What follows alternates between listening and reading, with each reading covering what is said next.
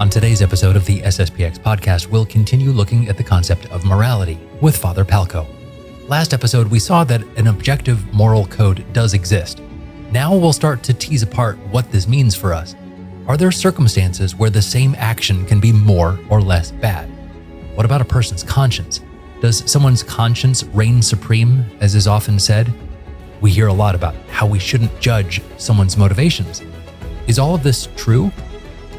You can find notes to all of these episodes at sspxpodcast.com/apologetics, as well as all of our previous episodes. There as well, you can find a link to help support this project. This is free to listen to, as well as all of the resources we're posting. But if you can help with a one-time or a small monthly recurring donation, you'll be making sure that we can continue this work of producing good Catholic content on a regular basis.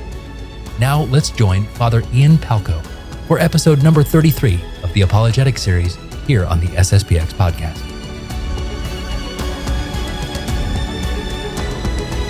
Well, Father Palko, it is great to have you back again for this second part of what we were talking about with the moral life. Indeed. Last episode, we were looking at kind of how Christian morality is based off of the natural law. Is that correct? Right. So we were trying to, we think we initially were thinking to cram everything into one episode. And when it looked like it was going close to an hour, thinking, maybe we need to divide this up. And so the first part there was more looking like what we were trying to do in that first section is really look at more of an apologetic for, we could say, natural law theory, a brief apologetic about how the church's idea of morality, or at least that there's different schools of thought, but the going morality that the Catholic Church teaches or is best explained from this perspective of the natural law, and how that then leads us to a sort of very simple and straightforward and sensible way of looking at morality, and hopefully then building on some principles, which is what I kind of wanted to do with this part of the episode. Now, the second part here is to talk about some of the principles that are based off of that. In a certain sense, give a sort of structure to how a Catholic priest or how Catholics think through human acts and how those look as far as whether they're moral or not moral. What do we mean by sin? What do we mean by virtue? Those kinds of things to help us to kind of flesh out that picture that we built that was based off of natural law. And then a few of those things, the positive will or the divine positive law, choices of God on certain aspects of things. Okay.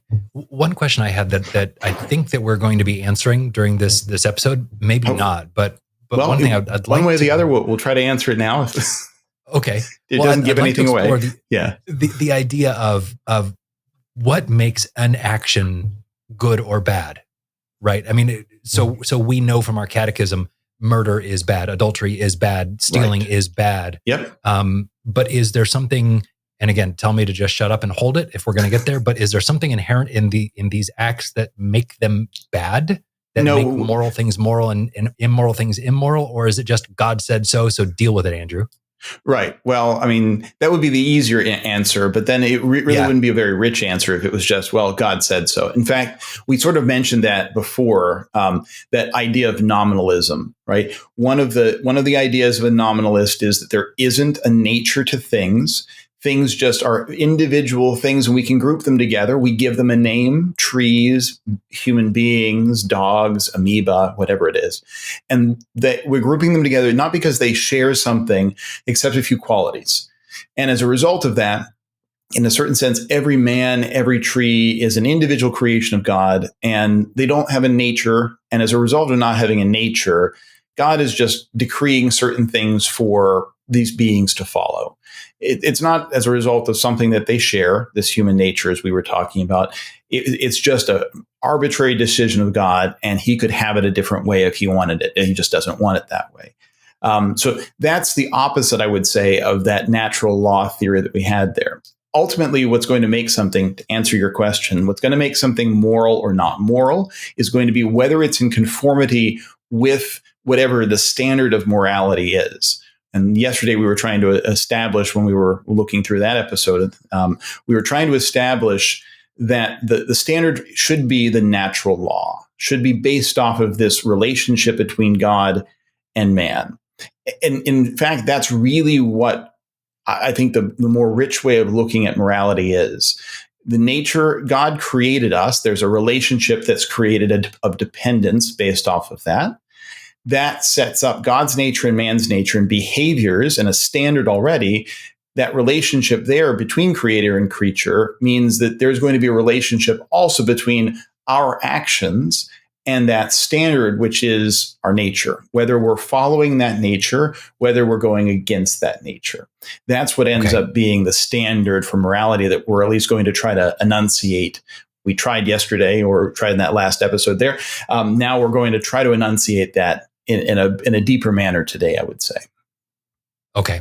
So basically, morality is all about this relationship. It's first a relationship between God and man, between the one who created us and the created thing, and then the relationship between us then and what we do with ourselves or others or God himself. Indeed. Okay. Yeah. And that sets up, if you think about it, that correct notion that we ended the last episode with. This, we have this notion of morality being this relationship between the act and the standard. But that's because of a relationship between God and man, the nature of things. And we set up that there is going to be an ultimate objective standard, and that is the eternal law, expressed in certain ways, both the natural law, and then when it doesn't correspond to our nature or violate our nature, certain other choices of God. We worship on a Sunday. We worship on in the previous covenant. We worship on a Saturday, but in certain ways by sacrifices and these kinds of things that were commanded. Those are the choices of God that don't. Our nature just says we have to worship God. Those further choices of God, that's what's added on. That's divine positive law. But then those are the ultimate standards. But ultimate being, those are the highest standards, the transcendental ideas that we were talking about yesterday, the transcendental rules. Those need to now be applied. And there's going to be a more close standard for us. And that is using our reason, our right human reason, well-formed. Hopefully that's one of the things we'll do, a well-formed conscience, for instance, using those kinds of things to then apply that eternal law to our individual actions. The conscience being the subjective one, the one that says whether I am to do this or not to do this, or whether what I just did was in conformity or not in conformity. But at the very beginning of that, we do need to have, like you said, the reason. So we have to know whether or not something is right or wrong. And I guess that brings us into the next point, which is, well, we have to know stuff. We have to have an intellect. A dog is not able to sin because he doesn't have an intellect. Is that broadly right? Although, I mean, yes, that's true. But you do notice, and this is an interesting point, and aside from what the standards are there, you do notice that dogs do seem like they feel a bit of shame, or they can be kind of sad, right? They have emotions, they have passions just like us. And that's why those passions, while they affect morality, they don't create morality. Just because somebody is sad about something doesn't mean it's moral or not. That sense of guilt that we started talking about in the previous episode there as a sort of proof that there must be something not down from below in our lower nature or from our development in any way. But there's this guilt can, in a certain sense, be imitated by emotions in animals. So when I talk about this in sermons and trying to guide people in their moral life, we have to remind them that the passions, the way we feel, feelings don't save us. They don't damn us. It's something more. And that's where we're going to talk about human acts, because man can act in two different ways. When you're sleeping, when you're digesting, when you're just kind of dreaming, you're doing things very similar to animals. We're defined as rational animals. We have this rational part to us, but we have this animal part to us. So we have emotions, we have a body, we have these lower sort of appetites, these passions that we have, and those will lead us certain ways.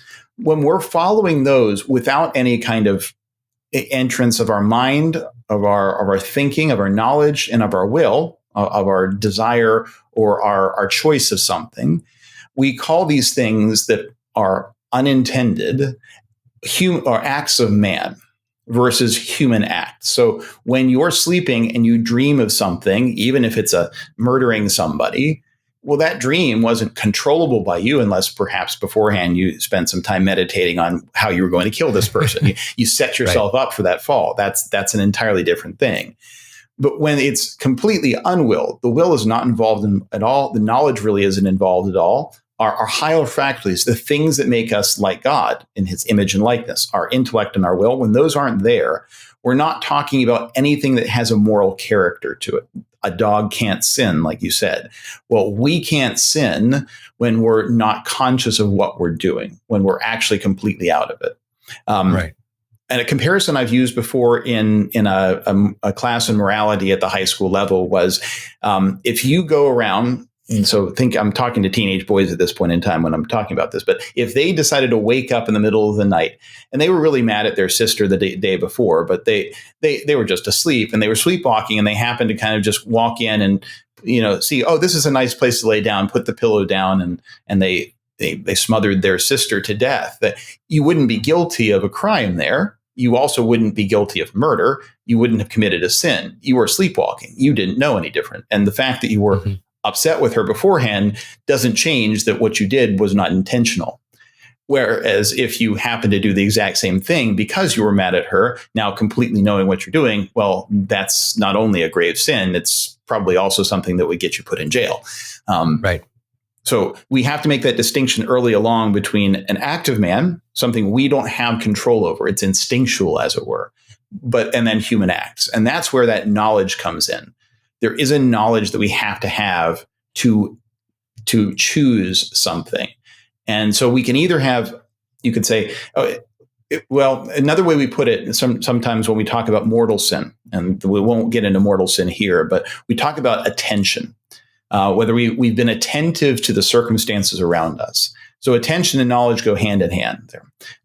You have to know what you're doing. You have to have a full attention to what you're doing for it to have a complete morality to it. If you back off and you have less attention to it, if you weren't sure what you were doing, if it were somewhat attentive but somewhat inattentive, then it will have less of a moral character to it. And the further away we get, the more we don't know what we're doing, the less there is a moral character to that action. Okay. If we wanted to divide up that knowledge, we could actually divide it up into sort of three different ways. We could talk about a complete knowledge or an incomplete knowledge. We perfectly understand what we're doing, or we only imperfectly understand. We're sleepy, our attention isn't complete. We could divide it as a distinct knowledge or kind of confused one. We recognize this action right here and its morality, or we kind of see in this superficial manner something. Maybe it's good, maybe it's evil. We kind of have an impression of it, but we haven't really focused in on the action itself. We can also have a knowledge or an attention that could be virtual or actual. Virtual isn't the kind of computer type stuff there. What we mean is it has a virtus, it has a power that carries it through. We have to start with an actual intention or attention. And then once we've had that, then we can have this virtual attention. It's inattention physically, but we still have the same attention, as it were, along the lines of doing this action. Perfect example here. You go to confession and you receive a penance to say, make the next Holy Communion and good Holy Communion your penance. And you completely forget about that. But at the time you went, right, next time I go to communion, I'm making that my penance. You don't remember that at all. You've gone to communion 10 times in the meantime. You fulfilled your penance. Even though you didn't at that actual communion have any attention to what you were doing, making that penance. Your intention, your physical inattention at that moment of communion was actually had an intention behind it, an attention that was carried over from that intention from beforehand. It's kind of like if we have like a list of all the poor souls that we would like to pray for, we have a running tally or something, and then every time we say the rosary, for all of my usual intentions. Yep, and a priest done it. A priest does this too, right? At the moment of my ordination, I say, I've told myself that whenever I say Mass, I intend to consecrate any fit matter into our Lord's body that is within this corporal here.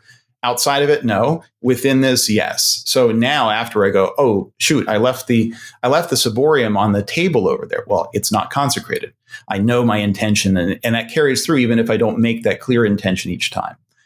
Interesting. So, total sidebar. Is that something that you're told to do when you are ordained a priest? Yeah, it was highly recommended to you when you're ordained a priest. Otherwise, you get into these moments of scrupulosity. What did I did I do that? Did I intend? And if even you completely have an inattention to that moment of consecration to even make an intention to consecrate here, well, you've made that intention beforehand. You've gone through the motions. You have that virtual attention to what's going on. And since the sacraments are ex opere operato, it doesn't matter if you are. Right. Interesting. Okay. Yeah, that was a sidebar, but that was fascinating. Thank you. Yeah. Well, along the same lines too, the intention for which we say the Mass, right? Sometimes I will go in and I try as best as I can to remember precisely who I'm saying the Mass for that day. I'll look at my calendar, try to remember it. But at that moment of actually offering the Mass, I think, oh, wait, was it that, or was it? I offer it for whatever is in my book today, whatever is on my on that book for that day today.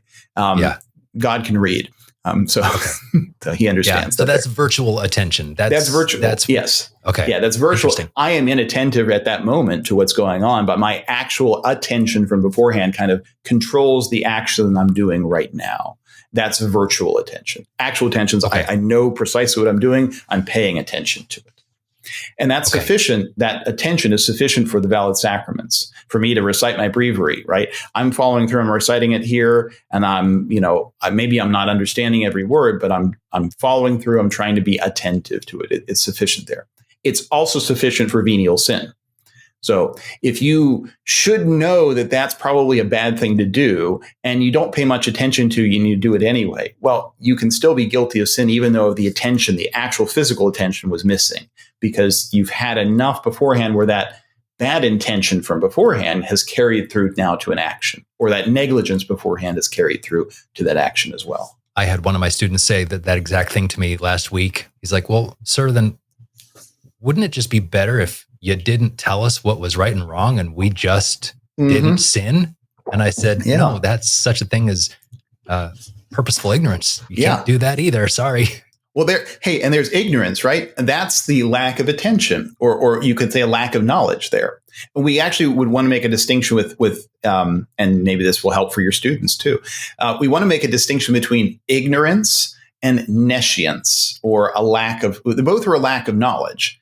But nescience from not knowing, nescio in Latin, versus ignorance, ignoratio. It's cognatio, but then with the in cognatio there, so it negates it there. They're both a negation of knowledge. In the case of ignorance, when we talk about that, we mean you should know, but you don't know. You're meant to know. There's a lack of a due knowledge. It's due to you. You should have known that. Whereas a nescience is you don't know it, but there was no obligation for you to know it at all. Right? It's just a lack of knowledge. It's an empty hole where there should be knowledge, but you weren't supposed to fill that in. It's the hole that was, the actual, it's the well. It was there. You're not meant to fill it in. Whereas the ignorance is the hole that you trip over in the backyard that you were supposed to have filled in a while back. And now there's a degree of guilt because of that. Whereas in the nescience, it's supposed to be that way. Example there is as a priest, even with my engineering background, my science background there, and computers and things like that, I have no need to know about neurosurgery. I have a parishioner now in Texas where I'm taking care of the chapels down there in North Texas. He's a neurosurgeon. I don't have to know how to do surgery. That's not part of my job. If he's asking me for a moral question, I'm going to have to fill myself in. Now it becomes to a degree, part of my job. But I don't need to know how to do surgery. And I'm not ignorant of that. I am, or in a certain sense, nescient of that. It's not part of my job. I don't need to know that. Right. And I also don't have, because there's no obligation to know that, I'm not guilty of any kind of sin in not knowing. Whereas the things that I need to know to forgive souls and to answer questions correctly. So if I screw something up on this podcast talking about the faith, well, that's my own ignorance. And I could be guilty for that as a result of that. Sure. When that ignorance, though, leads to a mistake, we call that error. And so when we make an error, it's usually coming out of some kind of ignorance, not necessarily a nescience there. Okay. Now, like we were talking about with our student or yourself who's doesn't understand something or doesn't know something that he should know, then we are obliged to make every best effort to correct that and to understand that thing a little bit better. Right. That's the case with us, with our faith. We are always supposed to continue learning about our faith as best we can. As best you can. You don't have to have the knowledge of a Garrigou-Lagrange. I mean, we're meant to have a knowledge, that is appropriate for our ability to understand. If we put prudent and reasonable means into solving the lack of a knowledge, any ignorance that remains, we would call invincible ignorance. That oftentimes, it's sort of another side point here, but that oftentimes comes up when you talk about people who don't know the faith. What about those people who live on the desert island and have never learned about the faith, and how could they be saved, or are they simply damned because they don't know about anything? Well, they would be invincibly ignorant.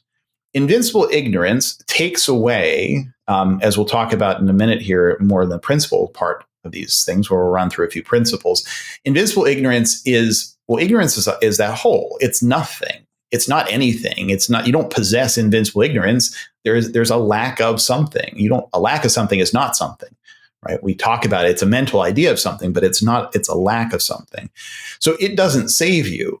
It just gives you an excuse for not knowing that thing. You can be not guilty for something, but it doesn't do anything. A lack of something never does anything. You have to have something to act, right? So opposed to that invincible ignorance, where we've made the effort, or in this circumstance, in this situation, there's no way we could solve this lack of knowledge, we have what we call vincible ignorance. That's if we use reasonable and prudent efforts, we could get rid of that lack of knowledge. On the simple level, simply vincible ignorance is where we just have to spend a little bit of effort, and we should be able to solve this problem. We can have what we call crass ignorance or supine ignorance. Again, crisis of the church type thing. When we're talking about Archbishop Lefebvre and sort of defending some of his actions, we sometimes cite the canon. I believe it's 1324 and 1325. Might be off by one or two numbers, about exemptions to penalties. And it's talking about whether there's crass or supine ignorance there. This is what we're talking about. This is where there is grave carelessness to remove the ignorance. We've not spent any effort to remove the ignorance, right? Obviously, in his case, we're talking about that. But this crass or supine ignorance, it's vincible. It could be removed. We just don't put any effort into removing it. That's different, though, than perhaps the ignorance that your student was talking about there, which would be, I would guess you could call it more of a studied or affected ignorance, right? Yeah. It would be nice if we didn't know this. So I guess we could look it up. I could go ask Father if this thing that I think is probably a sin is actually a sin. But if I ask him, then I'll know, and then I can't do it. So I'm just not going to ask, right? And as a result of that, then I'm ignorant, and then I'm not guilty. So it sounds like a nice little setup. Whenever you find those little loopholes in moral theology, they're not loopholes. They're just sins at that point in time. Yeah. Generally speaking, if you think you found a loophole, you didn't. You didn't. No. There's lots of sinners throughout history who have sinned a lot better than you. Exactly. Yeah, exactly. And we're not real creative on that. I mean, on one hand, original sin ends up being very creative in the kinds of things that it can cause. On the other hand, it's not particularly creative. Most of the faults that we fall into now, people have been falling into it for a long time. Just maybe a little different on exactly how that's done. So yeah, exactly. Yeah. All right. So how can these things influence the actions themselves?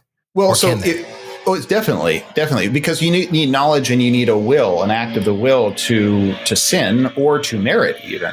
So you need that for the morality of the action to even be good or to be evil, and for us to have that character imputable to us. You have to have knowledge. You have to have will. Since we're talking about knowledge now, let's look at ignorance. if we were invincibly ignorant, then what we do is not going to be willful. It's not going to be imputable. So we can't will something unless it's previously known. Just as we can't love something that we don't previously know. This is why, for instance, the virtue of charity is necessary. We need to, in order to love God, we first have to have faith. We need to know him at that point in time. We have also vincible ignorance, right? We talked about that. It doesn't take away whether an act is voluntary, so it doesn't take away its moral character, but it does diminish it, right? Unless it's studied ignorance. That obviously is going to actually increase whether it's willful or not, right? So here's the little proof for that. Vincible ignorance, because it could be taken away, is actually voluntary. It's a choice, right? And so any acts flowing from it are part of that choice. At the moment of an action, there's not perfect knowledge, so it's less voluntary, unless we go, oh, I think it's probably a sin, I'm not going to look at that, in which case it actually increases the voluntariness because we've made more acts to try to keep ourselves ignorant in order to justify our sin there. So we could actually extend that a little bit more. Things that are sinful habits, like blasphemy or lying, we get ourselves stuck in something like that. They can create a kind of second nature to us. So whatever we do is done perhaps without much advertence, without much looking at it. And so if we've resolved to fix those problems, then in fact, we've abandoned the evil. Those inadvertent failures are going to be far less voluntary, not sins or not great sins, because we've worked on it and they're sort of, we're acting out of a broken nature that we're trying to fix. Whereas if we've not revoked that habit, it actually makes things worse, right? The alcoholic who has started to acknowledge his problem and falls back into drinking every once in a while, but doesn't get drunk, those little actions there are less sinful than his original actions where he hadn't abandoned the habit, where it's actually more sinful even if he doesn't get drunk, for instance. Okay. Yeah. And this is also what the church means. Again, maybe a little bit of a sidebar here, but when the church talks about gaining indulgences, it says that you have to be, you cannot have any attachment to sin.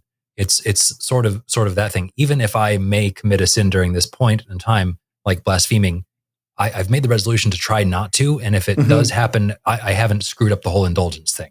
Right. If you haven't sinned and you're not attached to it in the sense that you don't want to be rid of those things. If you're looking to take the first opportunity, even to commit a venial sin, even to sort of indulge in something venially sinful, well, you're still attached to that idea. You're still attached to that sin. Whereas if you have this habit that you're working to overcome, and as a result of that, you act out of that habit, but you don't put all of your voluntariness in there. Yeah, certainly. I mean, it's up to God ultimately in indulgences to decide whether you qualify for a partial or a plenary indulgence. That's up to him. We can just set up the conditions as best we can. Sure. Yeah. All right. So those are, I guess next we'll look at voluntary acts. So voluntary acts are things that we choose to do, again, kind of like Baltimore Catechism 101 when we're talking about what a sin is. You have to know that it's a sin and you have to do it on purpose and all that kind of stuff. That's voluntary. Yeah. That's what we're talking about here. Right. So a voluntary act is one that proceeds from an internal source of action. So it proceeds from our will. It's accompanied with all knowledge and the end sought. That's how St. Thomas Aquinas describes it there. And that internal source is our appetites. It's not some external source. We're not being forced to do this thing. Obviously, if we're forced to do something, if our hand is taken and to grab something or to burn our hand on that fire, we're not choosing that. We try to resist probably, but we're not choosing it because we're being physically forced to do something. So it's not from outside; it's from inside, and that's our will that's moving us there. And it's not the object itself that's moving us; it's our will choosing that object. And so, one who is physically forced, like I said. No, he's not acting voluntarily. The desire for some end that's not in one's control, right? No matter how much a farmer wants rain, he can't produce rain, right? The rain is an involuntary act, no matter how much he wants it. Right? So a voluntary act has to be from an internal source, not from something external. You also have to first have that knowledge. In order to to be choosing something, you have to know about that choice and know about what your options are, right? You have to have knowledge of the end sought. And that's why part of the voluntary act is about this finality, about this end that I'm seeking out, which is why we went through the whole part of seeing how the end does set the moral character of what we do. It is the standard by which we're going to judge things. And our eternal end, of course, is the ultimate standard by which we judge those things, which creates the natural law and sets the standards for why does this get us closer to our end, or does it push us away from it, or is it outside of it, for instance. And so a perfectly voluntary act has that intellectual knowledge in our mind, and also is not just in an imperfect sense knowledge of things. If there's a lack of knowledge, sleeping, digesting, and there's spontaneous actions, those aren't voluntary, even if there's some sense knowledge. I kind of feel a bit nauseous right now, or my body is telling me through the senses to move the food along to the small intestine, for instance. Not voluntary there. So it has to be a knowledge of the end sought, and also this willingness, this internal source that seeks out and desires that end there. Okay, that's fascinating. So how do we divide these voluntary acts even further? I'm sure there's a way. Philosophers have been working on it for a long time. How do we divide these acts even further, Father? Okay, so we could look at it as whether they're necessary acts, right? There is a necessary voluntary act. You desire happiness. You can't not desire happiness, right? The desire for eternal happiness or beatitude, the beatific vision, is something that as soon as we know about it, would draw us towards that if we really truly understood it, right? That's a necessary act of the will. The will produces that necessarily, as long as all the knowledge and the conditions are set up correctly, and we don't have a malicious will. The other acts that aren't necessary are going to be free acts. So those aren't necessary, the result of a free choice. That's where the possibility of an error, the possibility of a moral character, good or evil, comes in here. We could divide them also as whether they're perfectly voluntary or they're lacking in a little bit of that perfection, right? We have full knowledge of that thing. Imperfectly, we have some sense knowledge. We have a little bit of confused knowledge on those things. This is exactly why the sense decisions of an animal kind of look voluntary at times. We can imagine them thinking, but they're just acting out of a kind of knowledge in the senses. The senses are saying, oh, this is good, and they go for it. They don't think about it. They don't abstract. They don't consider, last time he threw that ball, or he tried to throw that ball, it didn't come out of the hand. They just know that the last two times I didn't run, it wasn't good. And so they just stay there, right? The dog, when you're throwing that ball and you don't actually throw the ball, right? Right. So imperfectly voluntary there. And we can act that way too, right? We can act simply out of a sense knowledge as well. Absolutely versus relatively voluntary. So an absolutely voluntary act, we don't have any reserve in doing that thing. It's completely free. Relatively voluntary, we have some reluctance there, right? We know we need to take that medicine. It's kind of unpleasant, but I guess we're going to take it, right? We're reluctant to it. It's not a full act of our will, perhaps. It could be positively or negatively voluntary. We choose that action, or we choose to omit that action, something that ought to be done, perhaps. Or we can directly or indirectly will something. When we directly will something, we desire it in itself, right? The thief desires his stealing. Whereas indirectly willed is we don't will it directly. Obviously, that's sort of the definition of indirectly, right?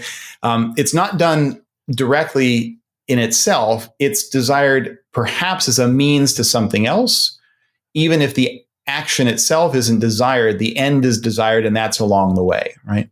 So I think it was, right, so master and commander, right? The mast goes down, they need to cut it loose, right? And that's otherwise the ship is going to sink. Or you have all of these examples, for instance, where the ship is sinking and they need to throw some cargo overboard. No one wills the death of that person who's attached to the mast. No one wills that the cargo be lost. They will that the ship be saved. But these things have to be done. It's actually not wanted at all. They would rather not have to do it. Right. But it's a means to the end. So it's indirectly willed. The loss of the cargo, the death of this man, the loss of the mast is indirectly willed in that case. Okay. And then this is an apologetics podcast, and we're starting to delve into a bit of moral theology here, but that brings up the next obvious question, which is, can you do something bad to produce a good effect? Or on the other side, can you do a good thing that has a bad effect? How do you wrestle with those things, and which one wins out in the end? So what we're looking at here are two important principles, right? Scripture tells us this, but we already know this, and it's in the moral philosophers of old, well outside of the Christian tradition, will tell us this. Even in Aristotle, for instance, you can never do something that is evil in order that a good come from it, right? And that sort of makes sense even on a philosophical level without even referring to scripture or moral theology or anything, because the evil is a lack of a do good, right? There should be good there, and there isn't some good there. And as a result of that, we call that evil. It's a hole where there should be a good. Just like when we talked about knowledge and ignorance, there should be knowledge there, and there is no knowledge there, so there's ignorance. Good is a quality. Evil is a lack of that quality where there should be that quality.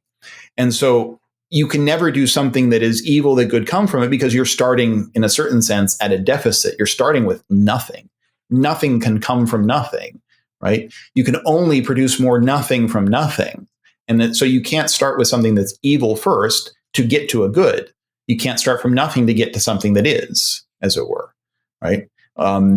Whereas you can do certain good things, even though there is what we would say is a morally evil effect that flows from them, provided, like we were talking about before in the case of that mast or the cargo, provided that they're only indirectly willed. We don't want them to happen.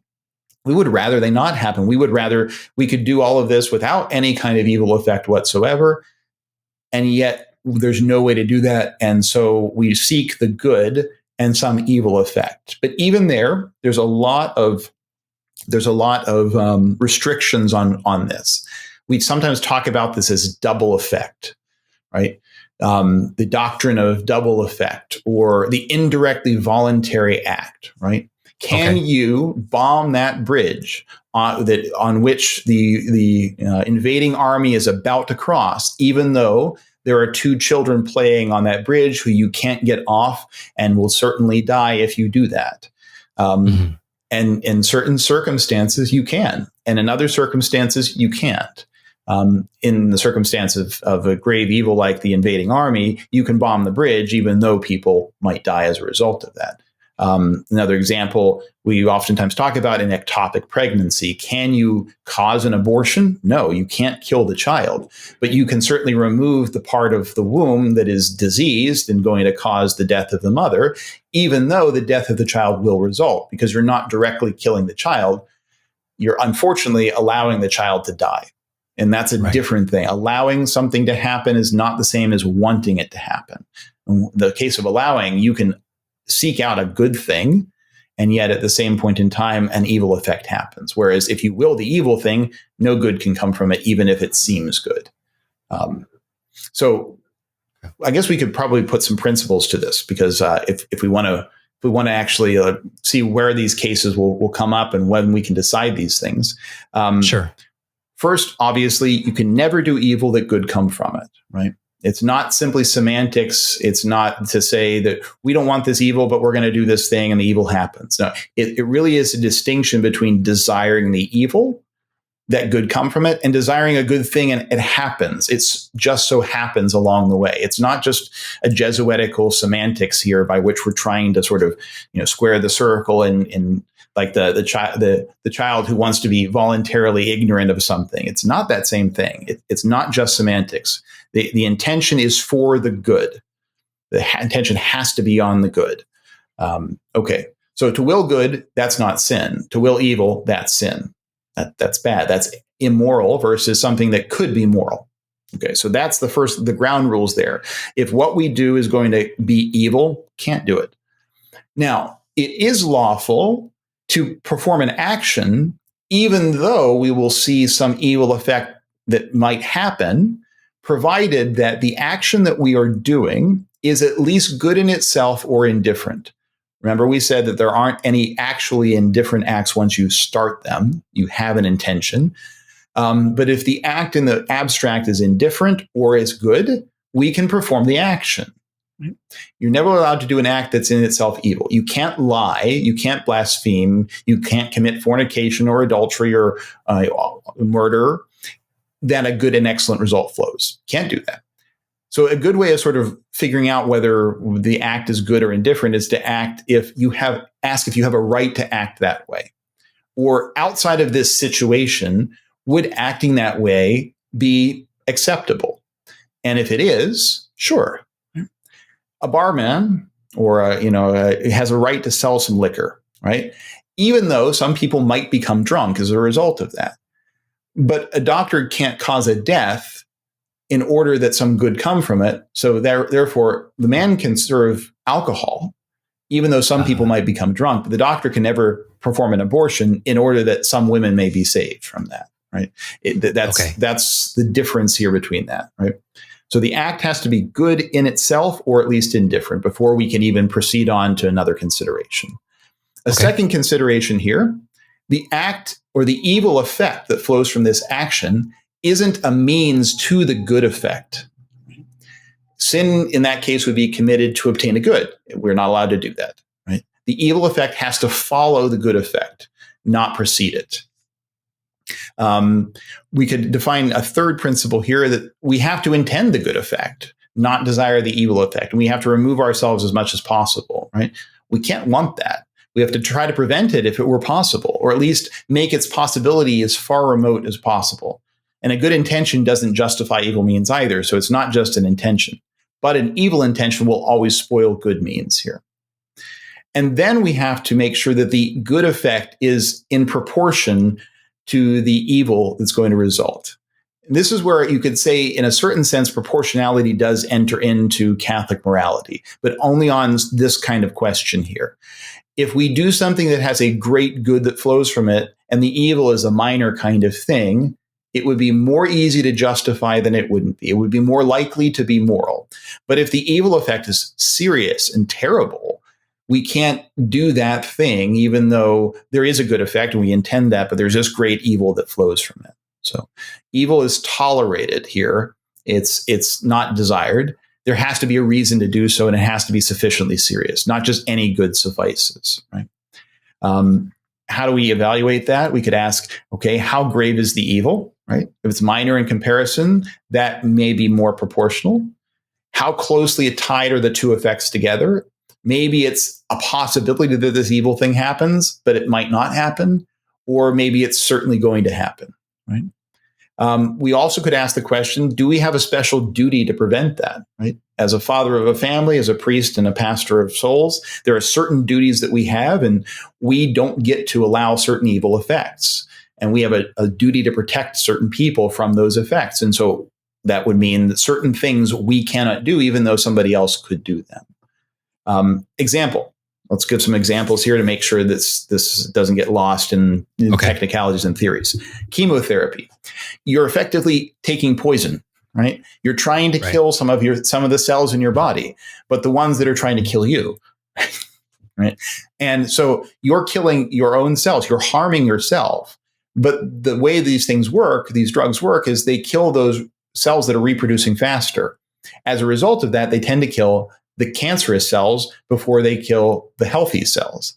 So you're attacking cancer cells, you're harming your healthy cells as well, but there is a reason to do that, causing the harm to the body. No one wants to take a drug to be sick, right? They want to take a drug to survive, to live, to make sure that this cancer is gone. And so the cancer drug could be taken because you're doing a good thing. There's an evil effect to it. It's proportional, right? Parts are for the whole. So if you happen to be really sick and even, get very, have some after effects after it, you're still alive, or hopefully so. Right. We mentioned the ectopic pregnancy as well. That's a typical one. And then those innocent casualties of war before, right? There's going to be civilian casualties. That's an evil effect. It's not willed. You do have to spend an effort to try to protect people. You have to go out of your way to do that as well. You can bomb the military headquarters, even though people may be harmed, but you have to go about it in a way that is as surgical as possible there. You can't just attack innocents. This is where you bring up like the atomic bombs, right? You can't just blow up entire cities and kill everybody just to try to get a surrender out of those people. It's not moral to do that. If you look through those same criteria we had there, it simply does not work. Okay. So if this is all of the criteria that we would need to look through in order to see, all right, this voluntary act, is it good or is it evil? But then we also have the possibility that, Father, maybe you have a gun to my head and you're making me do something, right? So the voluntary like this podcast, nature, right? Exactly. I don't want to be here. No, I'm just kidding. So that comes into play as well. So whether or not you're making me do something, right? Sure. Yeah. And so violence, the physical coercion that comes from an external agent is certainly going to take away some of that willfulness and maybe even make acts that are not willful at all. If I hold your hand and the trigger in that gun and I pull the trigger, you didn't shoot anybody, even though you physically were the one who was moving the trigger with my finger in front of yours, right? So violence can take away some of that. It can sometimes take away the entirety of the voluntariness of an action. So too with fear. The fear is the shrinking of our mind away from an impending or future evil. This is where I'm not grabbing your hand and forcing you there, but perhaps I'm standing off camera, as it were, and holding that gun there and making you say certain things. You fear being shot, and that fear can take away your reason as well. Grave fear takes it away entirely. And a lesser fear can make it slightly less voluntary there. Your passions, those emotions, those passions in us, right? Those can enhance or take away the voluntariness there, right? A soldier going to war better be angry. And the anger actually can enhance the morality of what he does. If he goes and he tries to valiantly fight, he is even the anger actually pushes him to do something with more gusto and therefore with more voluntariness when he brings up that anger to go into battle. But if he brings up that anger to beat his wife, well, that actually increases that as well. Right. Although in that heat of passion that you kill somebody, not even thinking about it, kind of almost half not there, or in the case of certain aspects of lust, the passions get so enraged that you almost are in certain cases not really thinking. That can reduce certain parts of that voluntariness as well. It will never end up taking away, in the case of passion, usually we would say it never takes away entirely the voluntariness of an action. So this is also where your student can't say, I can do all of these kinds of lustful things, and because I was just passionate, therefore I'm not guilty for any of those things either. Sure. That doesn't work. There are consequent passions that get cited after the action. Those don't affect the action at all, really. And then there's antecedent ones that come beforehand. Those are the ones we're usually talking about there. So. Okay. Oh, it's fascinating. There's a lot here, and I'm scrolling through this handout that you gave me, Father, and we're going to be posting this on the site as well, in case people who are listening and watching want to get more into this. But there is, again, it's complex, but at the same time, it all just kind of makes sense if you just stop and think about it for a second. Your intention has a lot to do with whether things are right or wrong. Indeed. Bottom line. I mean, that's broadly what we've been saying here for the last 40 minutes or so, right? Mm-hmm. Although if we look at the principles of morality, the intention has a lot to do with it, but it's not the first thing we should look at. Right? An action is going to seek out something naturally by what it does, or firstly. We call that the moral object. St. Thomas Aquinas actually says there are three elements that set morality. The first one is the moral object. That's what the thing it tends towards naturally. We call that sometimes in Latin the finis operis, the end of the action or the end of the work. There are circumstances we oftentimes talk about. Hey, what are the circumstances of an action? Those are the things that surround the action, the character of persons, for instance. And then there is our intention, the purpose of the end that we're seeking. That's the finis operantis, the end of the worker or the one working. Okay, so example here, a thief. He steals $20 from the poor box in the church to indulge his passions of lust by buying some dirty magazine or something like that, right? Okay, the moral object there is the taking of property of another unjustly. Right? The circumstance, and particularly important one there, is he's taking this from a church, a sacred place, and the purpose of it is to satisfy his evil, lustful passions. So all three of those things are wrong, but we have to look at all of those if we're going to understand the morality of something there. That moral object is the first thing we have to look at. The primary and essential morality of an action is set by that, not by our intention. The intentions are important. Our will and our intellect have to get involved for something to be moral or immoral, but we don't first look at our intention. This is where good intentions to do something evil don't overcome the evil. Otherwise, we would actually be saying, well, what was your intention? And everything's about what we intended. Even, so we didn't intend that. I'm sorry. Then it's not a problem. The moral object of adultery, for instance, it is to transgress another's rights, marital rights. So it tends towards injustice as well as unchastity, but it tends towards injustice. That sets the act as evil in and of itself. And there are no circumstances, no intentions that could ever relieve us of that grave evil. There's no way that could be moral. We would call this an intrinsic evil. And that's where if we look at the moral object first, we'll start seeing certain things are intrinsically evil. Other things might be evil depending on the circumstances or our intentions. Whereas the circumstances, that second category there, the conditions that change the nature of the action. They either make it more or less voluntary. And from the earliest times, we always sort of talked about things as who, what, where, with whom, why, in what way, and when. So our actions derive some of the morality from these circumstances. Everyone admits that. Sometimes we worry a little too much about the circumstances. I tell you as a confessor, sometimes people worry far too much about the circumstances when it doesn't matter whether you slapped your brother and hit your sister and kicked this person. You just, you did violence to some of your family. That's the sin there, right? I don't need the whole story. It doesn't matter in those cases. But there are circumstances that do affect the morality of an action, right? Certain things give it greater or lesser value. In the example that I put in the notes there, you can tell that was from New Zealand, a power or abalone. They're all over the place down in New Zealand. Certain things are more valuable. So certain aspects of what we do are more valuable or less valuable. The carver who is going to decorate his piece with this shell, which is just beautiful, is more, it likes and wants that thing more than the person who's just eating the basically sea snail, right? Right. But for circumstances to actually affect an action, they have to be morally good or bad in themselves, right? And we have to be aware of them. Some of them completely alter an action, others only affect them.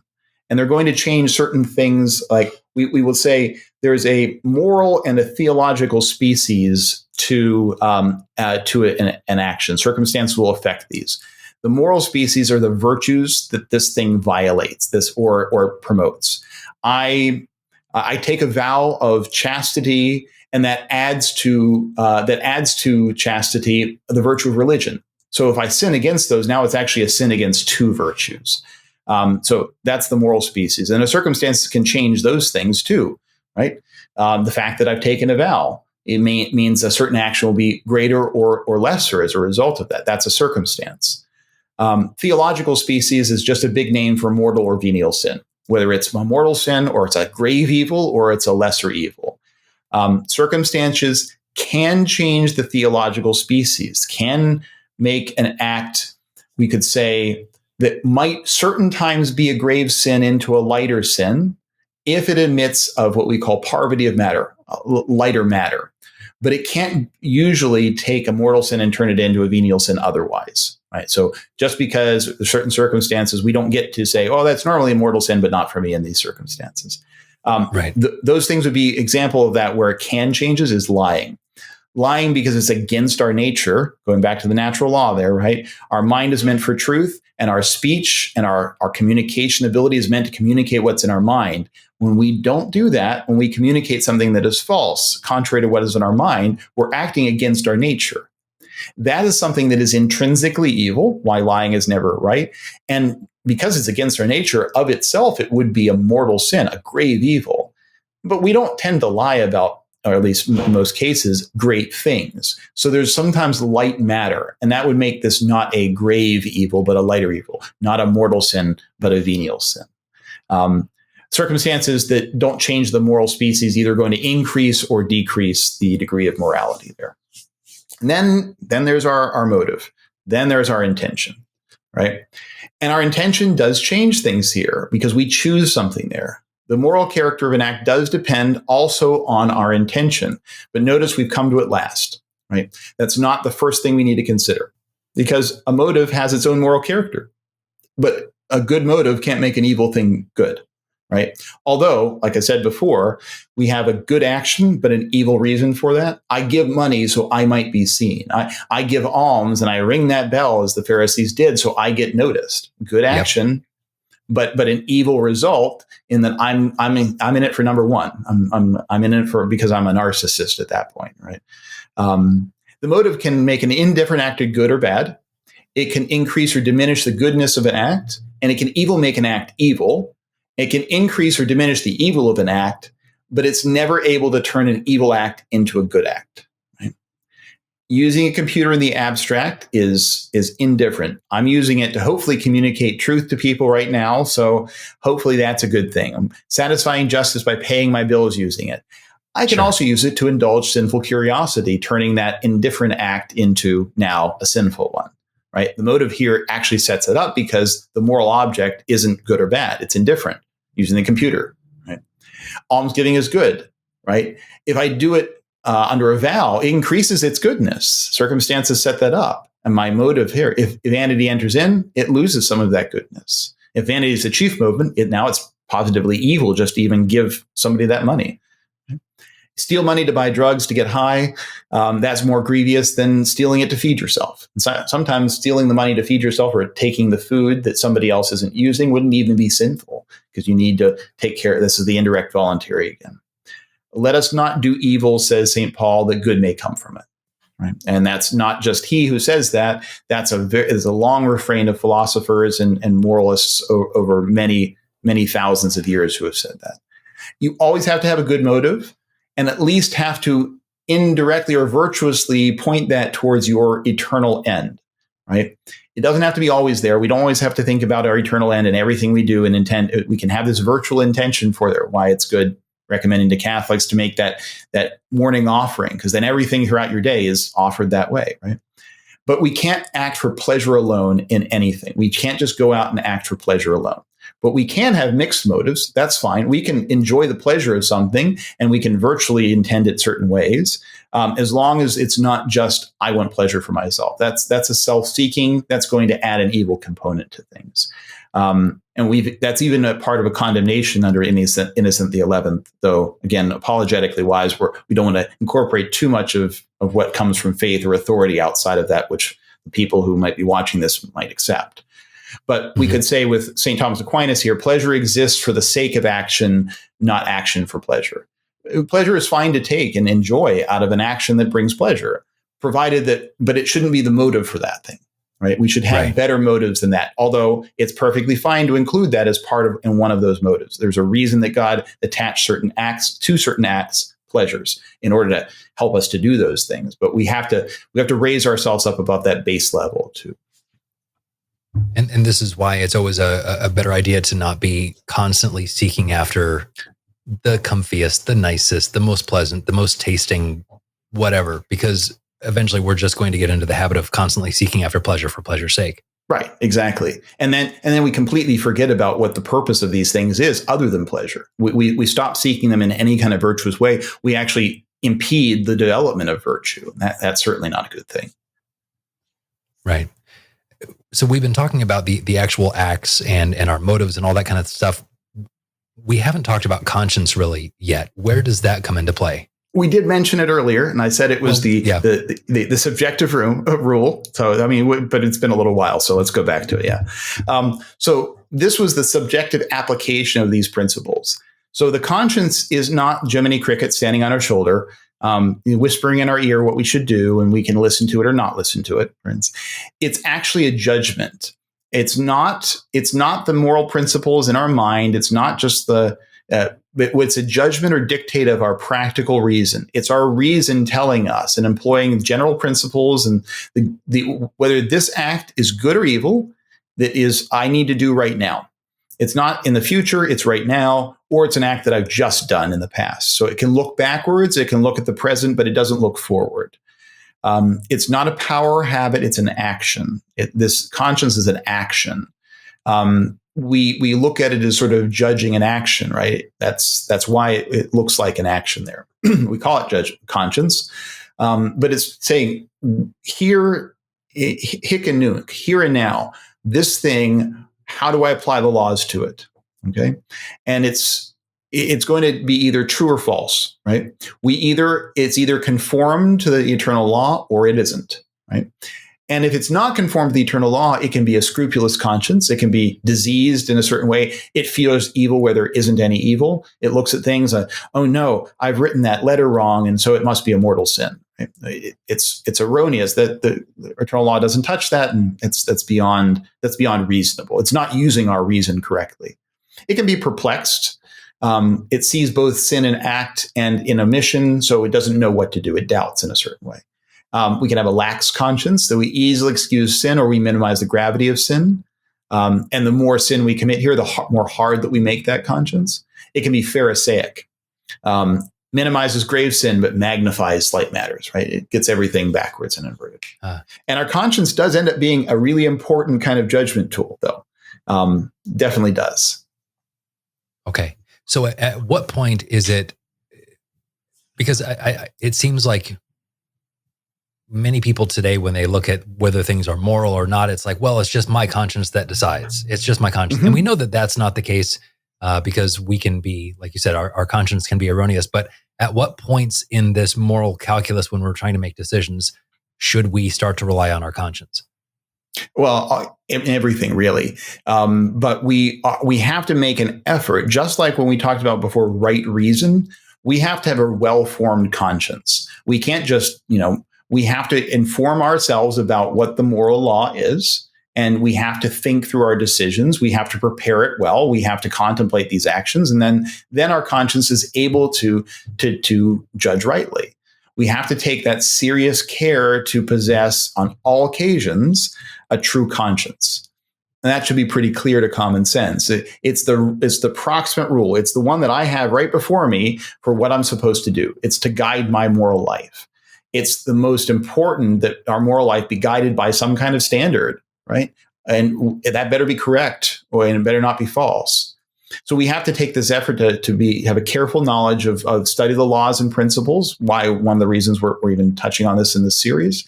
We have to take wise counsel. In the case, we have to pray. We have to ask for that light to understand what we need to do. We have to remove obstacles to that true conscience, usually removing the blindness by unforgiven sin. We have to follow our conscience. Once we try and make that effort to have a true conscience, once that conscience tells us and commands a certain action, it's certain, right? We have to follow it, whether it's true or it's an error. If that error is invincible, that's where we go back to those errors. The invincible ignorance, things that are done out of invincible ignorance are going to be invincible error, right? Okay. And certain times that conscience is going to be incorrect, right? If you thought, for instance, there's about half the diocese in the country where Ascension Thursday is no longer a holy day of obligation, right? And even in tradition, yes, we say, probably best to say it was formerly a holy day of obligation because the church law now doesn't require it. And just because we are traditional Catholics doesn't mean that somehow we have a different law that we have to follow, right? Correct. The church law doesn't say we have to come to Mass. It's a good idea to come to Mass, but if we incorrectly thought it was, or if we're not in one of those dioceses where it is, we incorrectly thought it was, and we decided, I'm not going to come to Mass today, I don't care. We've committed a serious sin. We violated the law, even though That's not the law. We violated the law as we understand it. Our conscience said that was we were to do that thing, go to mass, and we decided not to. We violated the conscience. It was erroneous. It was not true, but it was certain, and it was a false conscience. But we still are now guilty of that. Okay. And we could say also, if we have an erroneous conscience, we're never allowed to follow an erroneous conscience if it's a invincible error. If we could get rid of it, we would sin in that case, right? We can't act on contrary to such a conscience either, because, we have to have a judgment, and then so we have to try to correct this error. That's why we can be in this situation with invincible ignorance, where we have to try to solve these doubts. So this would be someone who maybe hasn't gone to mass in a long time and, went to Catholic school when they were a child and goes, I know that there are a certain number of holy days. I have no idea what they are. I know I'm supposed to go, but I don't know. So I'm not going to be guilty of it. So I'm just not going to go. That would be so I'm not going to ask. I'm not going to answer the question. Right. So that's that student who thinks, maybe I can just get out of it. Maybe I can just not ask that question. The conscience is telling him to ask the question, and the fact that his conscience is then erroneous afterward, he's guilty for that, and as a result. Okay. So what is the next step that we're going to be looking at? I guess after all of this, and then we're going to look at the thing itself, sin, right? Yeah. And briefly, because we've talked about a lot of the principles leading up there. So a lot of the things will set up the rest of it here just pretty simply. So sin is, we could call it in a certain sense, the mystery of iniquity, right? Because Gary Lagrange has a great quote on this. He's a Dominican, the hammer of heretics of the 20th century, a kind of Dominican, good guy. His stuff is very deep. I think there's probably about, I want to say, somebody recently who I was listening to, he translated about 700,000 words on like 2 books of his. Oh my gosh. So there's a lot of writing that he's done. He was also involved in the doctoral thesis for John Paul II's time in Rome when he was studying there, and was said to have quipped that the man writes much and says little. So he did have prolific writing, John Paul II, but also Gary Lagrange as well. But he says a lot. And in his Providence, he writes, "Our whole life is shrouded in mystery. Every one of our salutary acts presupposes a mystery of grace. Every one of our sins, a mystery of iniquity, presupposing the divine permission to allow us to exist, to allow evil to exist in view of some higher good, higher purpose, which will be clearly seen only in the next life." And the reason it's called a mystery is because there seems nothing beneficial in it for us to engage in sin, right? It impedes our eternal end. It impedes that relationship, that love, that friendship with God. It seems like it's going to lead to our supreme unhappiness, and yet we happily engage in it anyway, seemingly very happy to be engaging in something that takes away happiness. And it's something that if we really understood it, if we really appreciated it, even without revelation, even if on just this level of violating the moral law and what that really implies for us, we would be horrified. In the Ignatian retreat, maybe you've been on one. Well, I guess you're down near a retreat center down there, so probably at some point in time in your life you've had the opportunity. That's one of the considerations, to see the real depth of sin, because it really helps us to not only on a level with our spiritual life to love God more, but also to try to conform our lives to the moral law better. If we see this bad human act, and that's what sin is. It's a bad human act, a desire, a word, a deed that's not conformed to right reason. So it's not conformed to a well-formed conscience. It's not conformed to the divine law. Putting this all together, right? We have to have advertence, knowledge, and attention, at least indirectly, to the malice of an action, to sin. We also have to have consent. So we have to have knowledge and will. So we're back to the beginning here. We're putting it all together. Either the consent has to be indirect in its cause or direct, right? If you don't understand and take note of an evil, you can't commit what we would call a formal sin. The action may look sinful, but you're not formally guilty of it. What sin formally, like we've talked about in some of the other series about sacraments, matter and form. You have stuff and what makes up that stuff. right? Sin is a privation. It's a lack of a good. It's a lack of something. It's also something positive. So it's a negative and a positive. And sometimes this is said to be adversio ad Deo, conversio ad creatorum, an aversion, a turning away from God or our last end. If you want to just take God out of the picture for a moment and look at it completely on a philosophical way, turning away from our last end and towards something that it isn't, towards a creature, to turn away from the creator towards a creature. The turning from God is the privation. The turning towards the creature is that positive aspect of seeking out something. And so St. Thomas Aquinas and Catholic theology, just to sort of, put this into the apologetic perspective, it makes sense that the Catholic theology and the way that our Lord has designed our Catholic system would require two things to do to get back out of that sin. So we need to we've turned away from God and towards a creature, and now we need to turn back to God, and that's by confession. And we also need to turn away from the creature, which is by doing some penance. And that restores the proper order, right? And that's why we have these two things. This is also why we could, in an apologetic way, say, when you don't do the confession part and you just say, I'm going to turn away from the creature, how do you turn back to God? How do you ensure that's going on when we so easily turn away? This is why our Lord established this sacrament of penance, the sacrament of confession, and also requires something more than just, I'm really sorry, God. This life of penance, this life of reparation, to repair for the effects thereof, the temporal punishment due to sin, because sin not only turns us away from God, and in fact, that's fairly easy to fix by turning back to God through the sacraments or through a perfect act of contrition, but the turning away from the creature, the ripping us away from that's what hurts, and that's what takes a long time and some effort. Mm-hmm.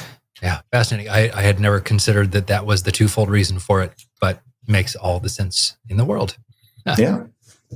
And then, of course, we have, again, just looking at some basic catechism stuff here, but it fits very neatly in this area. But there's the different types of sin as well. Yeah, we have original sin and we have personal sin. Original sin is what set up all the other sins, right? That was Adam and the effects of his sins, the lack now of original justice, the wounds to our soul. We have 4 wounds to our soul in our mind, in our intellect. We have this wound, which is our ignorance of things, our lack of a knowledge where we should be, a blindness of our mind. We have a malice in our will. We tend to turn towards evil and seek out evil things. We have concupiscence in our concupiscible passions, the things that easily seek out pleasure. We like to seek out pleasure. And we have this weakness in those irascible passions, the one that are meant to give us kind of fortitude, like anger. We tend to have a weakness there. And that's the effect of original sin, which sets us up for the other kind of sin, which we're guilty of particularly, our personal sins. These are offenses against God that we have deliberately willed. Personal sin then is divided up into 2 categories. Typically, we call it mortal sin and venial sin. Mortal because it kills the soul, as it were. It destroys the life of God, sanctifying grace and charity in a soul. Venial sin is not one, it's only analogically sin because it doesn't destroy that life in us, but it wounds that life. Right? It helps us to not walk well. It helps us to start limping around. Well, and if we limp around near a cliff, we're going to fall over the cliff, perhaps. That's the mortal sin. And so venial sin is not a good thing. It's not just an okay thing. This is also why where we're looking at our last end. We shouldn't look at from this idea of the guardrail again. Well, I can drive against the guardrail. I can sin venially all the time and I won't fall off. No, we'll break the car and eventually the guardrail will end and then we're in real trouble.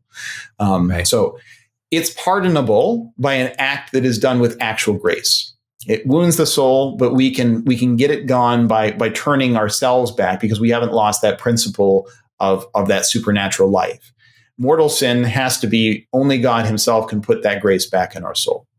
And conditions for mortal sin, very catechism-like here, there are 3 of them. We need grave matter or an erroneous conscience that believes it to be grave matter. Stealing the cookie out of the cookie jar is not grave matter, but if a kid thinks it is, he's committed a mortal sin. Right? So there's certain sins, like we said before, that don't ever admit of light matter. They're always grave sins. The lust, for instance, they're always that way. Blasphemy are always that way. There are other things that certainly admit, like lying, of light matter. So these could be mortal sins. They could be venial sins. The first category, only mortal sins. And an erroneous belief that the matter is grave, well, that means that we're willing to consent to a mortal sin. So that's the first condition. We need grave matter or mistaken conscience that it is grave matter. Second, we have to have full advertence. We have to know what we're doing. We have to be paying attention there. So any kind of lack of attention or there can take away whether it being a mortal sin. And we have to have full consent of the will. That's also necessary. When you have full advertence, you have full consent of the will. They go together. But it is to this point where we know it's a sin. We know it's a grave sin. We do it with full knowledge, and we just don't care, right? Fear and passion don't go in and prevent a sin from being mortal if we're culpable for it. And I think perhaps in the end here we could set aside a sort of practical rules, because sometimes it's not very clear whether something is a grave sin or not. And as a confessor, again, sometimes people will come in and go, Father, I don't know whether this is a grave sin or not. Well, if you're not sure, just confess it firstly. But if a doubt arises because of fear, punishment, or embarrassment, just confess it. Just get rid of it. And if there's a real doubt, well, you should ask. You should try to figure this out, right? If there are things that enter in, we're half asleep, or we've maybe had an extra beer, not to the point of drunkenness, but maybe we're not in complete possession of ourselves. Violence or passion, these things can sort of reduce that and bring in these doubts. So it's good to think through that and contemplate before we go any further there. And then venial sin, it's a disorder. It can be venial because of the nature. It's not a serious disorder because of poverty of matter, right? If I steal $100,000 or if I steal 10 cents, they're not the same sin. One is a venial sin. Or there's a circumstance, right? I take $20. It's not probably a grave sin in most cases, but it's the last $20 that beggar had. And by the way, I punched him in the face along the way and stole his wallet, as we said before, right? So, that's a serious sin. I took away his only means for a meal that day, perhaps. That's the serious effect of that means it's a serious sin. But these venial sins, when the lighter things, are of a different nature. And so frequently committing venial sins doesn't just add up. It's not like I can get to a point where I fall over the cliff eventually. No, it's not that way. Though there are certain occasions where that could happen. There's only one. There's three actually. So there's the mistaken judging of a venial sin to be a mortal sin and doing it anyway. There's a really malicious intent, right? That punching the beggar in his face and taking his wallet was certainly malicious, right? So now, even if it was only $20, it's much more serious there. Or matter accumulates, right? And in this case, it's where we really want to steal a lot of money, but we steal it a little bit at a time. We write that algorithm that takes that just rounds off everything down to, we steal that 1/10 of a cent over and over and over and over again. Yeah. But we intend to get a lot of money out of it. So the intention there, going back to where we're talking about intention, the intention makes all of those seemingly venial sins add up to, in fact, a mortal sin or a seriously grave wrong, because we were intending that the whole time along. Yeah. Well, Father, this has been fascinating. It's such a great refresher for those of us who have had some of this catechism in the past, and for those of us who maybe are hearing some of this for the first time. You've laid it all out very clearly, and I appreciate it so much. Where are we going next? I know we're going to be having you back again next week. What are we going to be discussing then?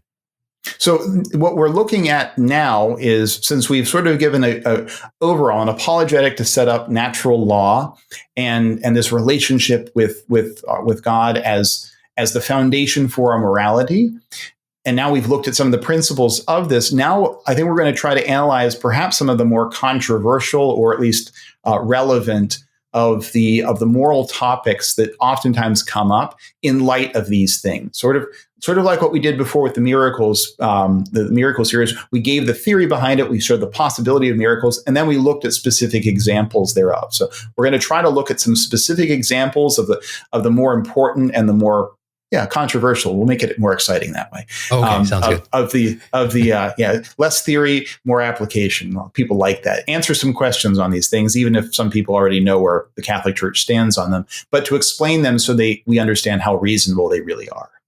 Okay, fantastic. Father, looking forward to it. Thank you so much for putting this together for us. Oh, no, it's not a problem at all. It is my job, and I just work here. Yeah, fair enough. Thanks, Father. All right. God bless you. You too. Thanks for listening to this episode of the Apologetics series on the SSPX Podcast and on our YouTube page. Please consider subscribing to the YouTube account and the podcast on Apple Podcasts, Stitcher, or wherever fine podcasts are found. And please consider leaving a rating or a review on this podcast. This will help to make sure more people can find this podcast and discover the beauty and the truth of traditional Catholicism. Until next time, thank you for joining us, and God bless you.